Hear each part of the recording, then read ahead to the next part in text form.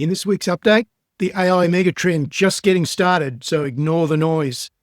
Copper surging again, and precious metals still roaring. My name's Gary Davis. I'm an authorised representative of Primary Securities, and the information in this video is of a general nature only.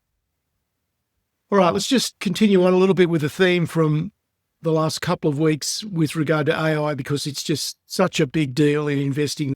And it's not really a simple valuation question, and most of the naysayers are trying to make it a valuation question, and they're pointing to extreme valuations, but they really are missing the really important point that there is a larger strategic and business perspective and way of life even considerations, particularly for the US. So this goes beyond just simple valuation questions. And so many analysts are really stuck in their old traditional paradigms. They can't see the extraordinary changes. They just look at the yardsticks that they normally use. They look at the price rises, they look at the PE ratios, and they just can't make sense of it. So they dismiss it as not being valid. But that is really just too simplistic, because there is very rapid progress being made. And more than that, the progress has to be made. It's not negotiable.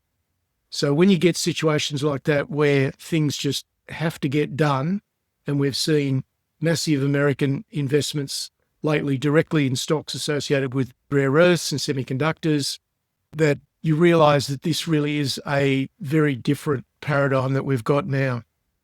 And just ask yourself, are the smartest people on the planet, a lot of them associated with the hyperscalers, are they committing trillions and trillions of dollars over the next 5 years and getting it wrong? It's possible, but it's not very likely.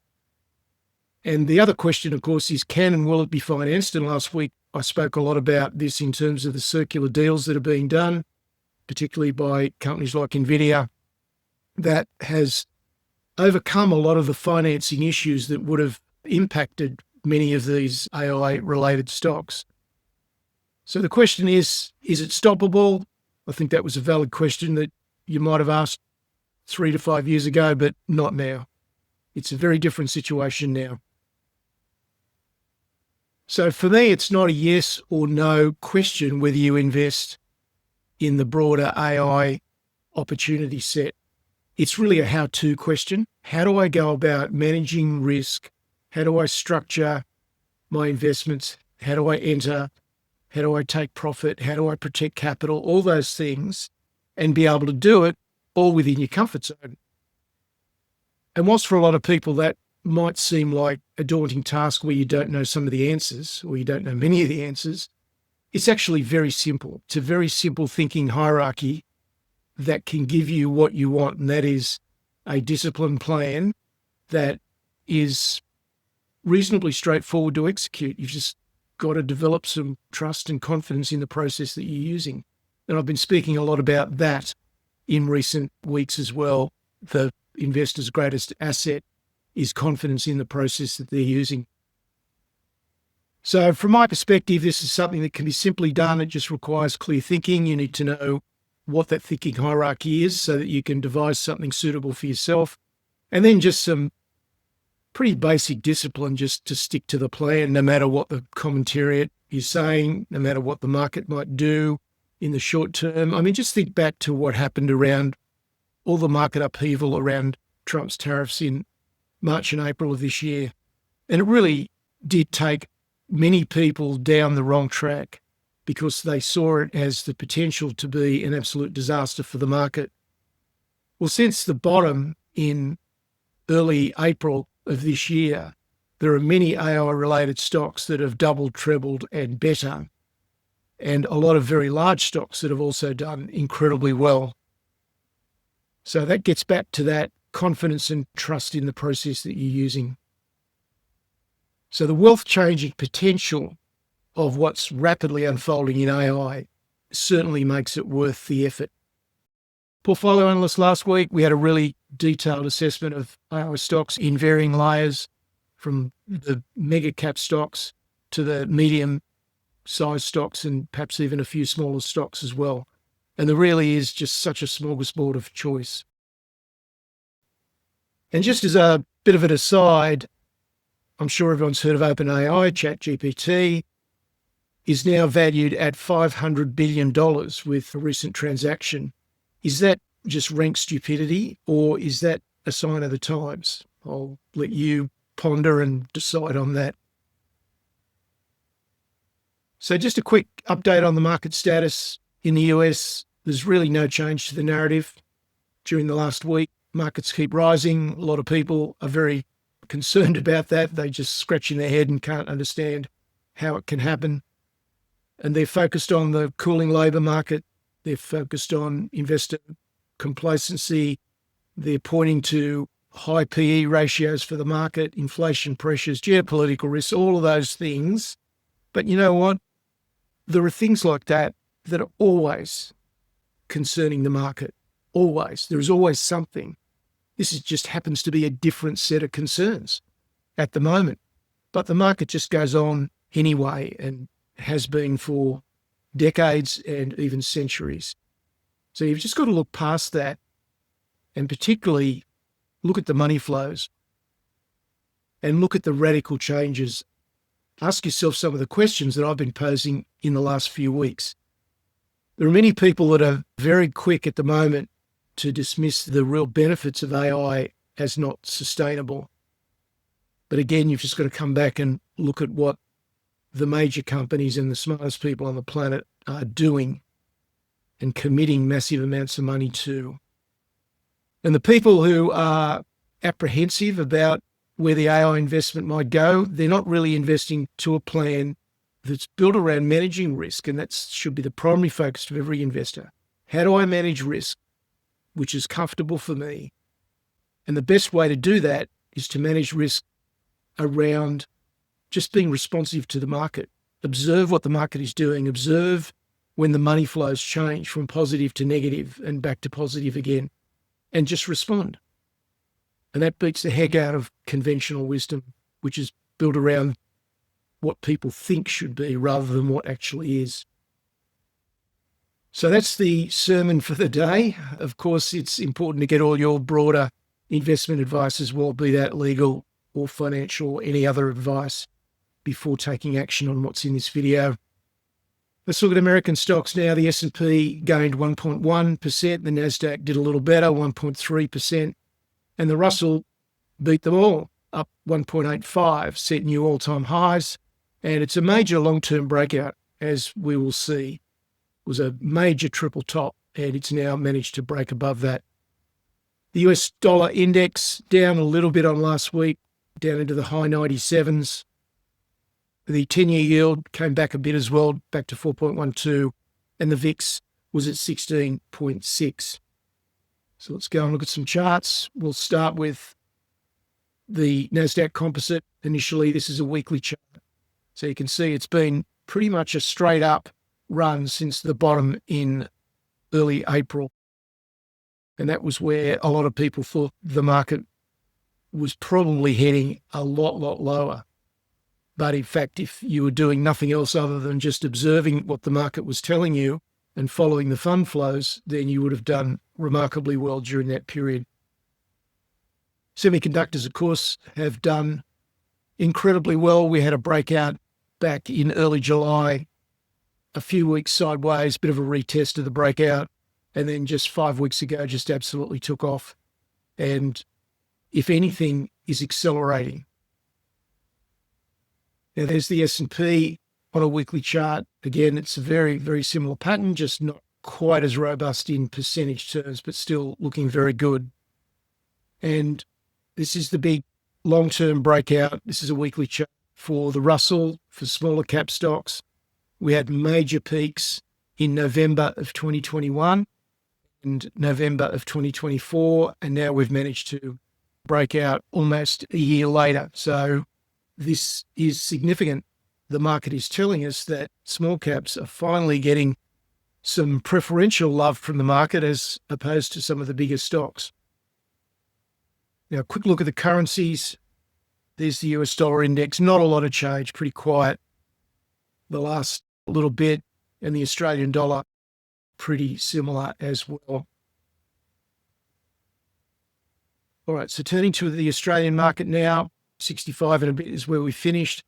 And for the dollar, it's really a bit of a balancing act between expectations around the Fed rate cuts. Will they, won't they? How many will there be by the end of the year? And then locally, we've got caution, renewed caution by the RBA based around how they see inflation and the job market, and also just the global growth concerns. So global growth feeds into commodities, which of course then feeds into expectations around the Australian dollar. Our index gained 2.3% for the week. I don't know how it will open Monday. It's very unpredictable, the Australian index, because so much of it is dominated by just a handful of stocks. And certainly there are some fund flows away from the Australian banks at the moment. But materials was the big winner last week, added 2.6%, and gold made a significant contribution to that, and a much bigger contribution than it's probably made in the past. So that's where we sit with the Australian market. And the other important thing, of course, is that XEC, which is the Emerging Companies Index, was up 5.5%. That's a big week. So let's go and look at some of those charts. So we'll start with the ASX 200 first. And again, these are weekly charts. So we've got to break out to new all-time highs. Sort of a bit of an attempted retest, didn't even get back to it, and then took off again, and we're basically back to all-time highs. Materials, again, weekly chart, 2 very strong weeks in materials, and gold certainly contributing to that. But for me, this is the story that interests me the most, because this is the fishing hole that I fish in. And this is the Emerging Companies Index. And you can see we've had quite a move from late July, where the index was trading at around 2350, 2360, and we closed the week at over 3,000. So that's been a big move on the Emerging Companies Index. All right, now turning to precious metals, there was silver, had an outstanding week and finished basically at 48. So it's been a very, very strong surge in silver. Similarly with gold, also is really starting to escalate very, very quickly now. And when we translate that into Australian dollars, because our dollar has been pretty stable, we're now up to 58.85, so almost to 5,900. And that is very, very profitable territory for the Australian gold producers. So just to summarise, gold added $133 to 3,887. That was 3.5% gain. Silver did better, up 4.2% to $48 and looking very good. And it just seems to me that analysts have been caught in a bit of a catch-up mode in terms of their forecast for where gold has been going. And they always seem to be just a little bit under where gold gets to fairly rapidly. We're now seeing plenty of forecasts now beyond $4,000 by the end of the year. And certainly if the current momentum continues, then that'll be achieved before the end of the year. But as always, you never want to make any decisions on that basis. You just want to observe and respond according to your plan. Gold stocks, M&A is running hot at the moment. And also the free cash flows that producers are generating is just not really being properly recognised by the market at the moment. So whilst gold stocks have had a terrific run, I don't think they've caught up to the valuations at all. So let's go and look at GDX and GDXJ. So GDX, the Australian listed index. This is a weekly chart. So it's been a real surge from around 80 at the start of August. And we've made it to 116.5. That's a big move in an index like GDX. So that's, from the technical perspective, perhaps getting a bit ahead of itself. So a bit of a pause or a little bit of a mild retrace would actually be pretty good news. And if we look at GDXJ, which is a US listed index, then it's very much the same picture. You can just see the acceleration that we've seen in the last 6 to 8 weeks compared to where we were for several years before that. It's been really quite a dramatic shift in the way that the value of these gold miners is being recognised. Other commodities, copper has made it back above $5 now. When we've got supply shocks that I talked about last week with Grasberg and also in South America are just reinforcing the bullish fundamentals that have been there for a couple of years. I mean, it's been really obvious that between 2025 and 2030, that the copper market would just be an increasing supply deficit. And that fundamentals haven't changed, but the market was choosing to ignore them, I guess. But the supply shocks now really do illustrate how tight that copper market is. So the long-term narrative remains very much about the structural shortage, and any supply shocks like we've seen in the last week or two are certainly going to make people sit up and take notice. Crude oil, West Texas Intermediate crude, has dropped down to 60. We've got rising inventories and we've got weak demand. And then we've got OPEC. OPEC Plus group is talking about raising their supply. So it's less likely that the crude oil price is going to move back up into the top of the 60s band. It's more likely to stay down here where it is, could even move a little bit lower. So if we look at some of those charts, there's the copper chart. We've moved from $4.40, which occurred after all of Trump's toing and froing with tariffs on copper, and we're now back above $5. I think we can ignore this peak through here because that was really a very artificial peak around those tariff discussions. There's crude oil. That's over the last 5 years, and you can only look at that chart and say that it's a downtrend. There is no other way to interpret that chart. And therefore, because it's a downtrend, you must assume that the market will continue in that direction unless it tells you otherwise. And so the likelihood is that we could break 60 and perhaps head down into the 50s. So the final message this week is to keep it simple, keep investing really simple. It's hard enough as it is without trying to be overly complex about it. Just ask yourself, where is the smart money flowing?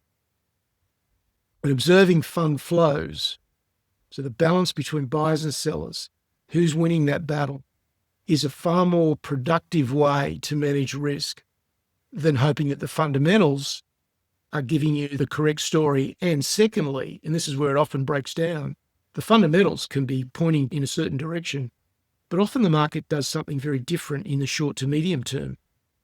So getting the fundamentals right does not guarantee you that you'll make money.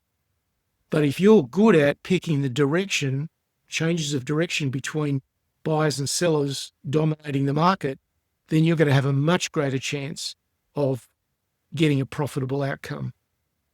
And that's all we've got in investing. It's about probabilities. There are no guarantees, there are no absolutes, and you're just playing the probabilities.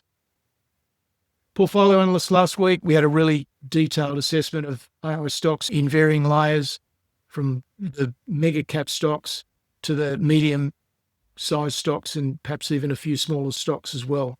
And there really is just such a smorgasbord of choice. All right, that's it for this week. There's more information on the website and there's my email address, and I will be back with you next Sunday. Cheers.